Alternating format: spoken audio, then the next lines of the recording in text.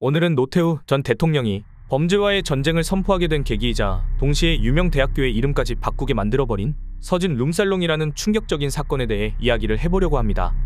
시간을 거슬러 광복절 하루 전날인 1984년 8월 14일 목포 출신의 유도 선후배로 결성된 조직폭력배 서울 목포파 조직원 13명은 자신들이 뒤를 봐주던 유흥업소인 서진회관에 모여 술을 마시고 있었습니다. 같은 시각 범서방파의 두목인 김태촌을 큰형님으로 모시던 반개조직 만보파 조직원들도 동료 조직원들의 출소를 축하하는 파티를 진행하기 위해 서진회관에 오게 됩니다. 이날은 광복절 하루 전날이라 가게에 손님이 너무 많아 뒤늦게 온 만보파 조직원들은 가장 작은 방에서 술을 먹게 되었습니다. 가장 작은 방을 안내받은 만보파 조직원들은 술을 먹던 도중 웨이터를 부릅니다. 웨이터, 여기 방이 너무 좁으니까 넓은 방으로 좀 바꿔주시오. 어쩌죠? 오늘 손님들이 너무 많이 와서 남는 방이 없습니다. 죄송합니다. 방을 바꿔줄 수 없다는 말에 화가 난 만보파 조직 조원섭이 웨이터의 뺨을 때립니다.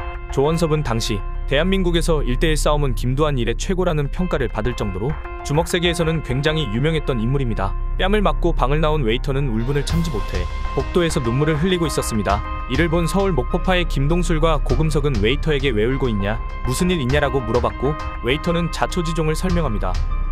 얼마 안가 김동술과 고금석은 화장실을 가려고 나온 만보파 행동대장 최두석과 조원섭 둘을 마주칩니다. 어이, 오랜만이오라. 잘 지냈단가?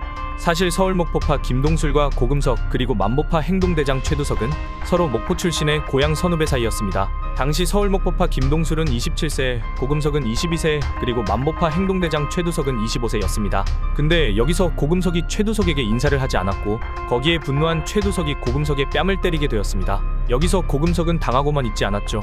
고금석이 최두석에게 반격을 가하면서 싸움이 번지기 시작했습니다. 서울 목포파 조직원들이 만보파 조원섭에게 힘으로 밀리자 둘은 곧바로 칼을 꺼내 조원섭의 팔을 내리쳤고 뒤이어 서울 목포파 조직원들은 차량에 있던 무기를 가지고 와 조원섭을 포함한 만보파 조직원 4명을 살해하게 됩니다.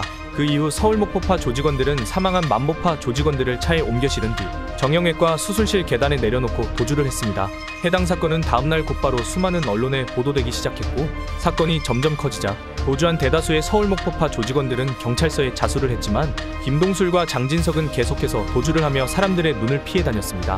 그렇게 한참의 도주 끝에 김동술과 장진석은 추후 전라북도 임실에 위치한 외딴 섬에서 낚시꾼으로 위장한 채 숨어 지내다가 경찰에 의해 발각되어 체포되었습니다.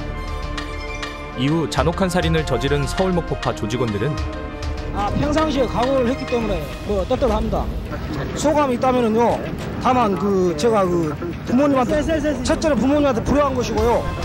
둘째는 아주 어린 놈들하고 했다는 것이 참 억울합니다.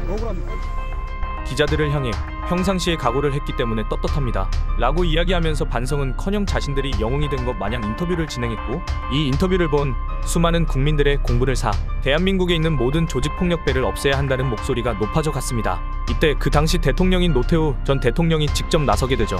노태우 대통령은 긴급 기자회견을 열어 헌법이 부여한 대통령의 권한을 모두 동원해 범죄와의 전쟁을 선포합니다. 그 결과 1년간 조직폭력배 1923명 검거, 2년간 강력범죄 5.9% 감소라는 놀라운 성과를 보여줬죠. 또한 당시 유도대학교는 해당 사건을 통해 학교 이미지에 심각한 타격을 받게 되었고 유도대학교에서 용인대학교로 이름을 변경하게 되었습니다. 마지막으로 처음에 체포될 당시 자신들은 떳떳하다며 영웅담을 늘어놓던 김동술과 고금석은 3년 뒤 사형 집행장에서 엄청난 죄를 지은 것에 대하여 국민들과 유가족들에게 진심으로 사과드린다 라는 말을 남긴 뒤 형장의 이슬로 사라지게 되었습니다.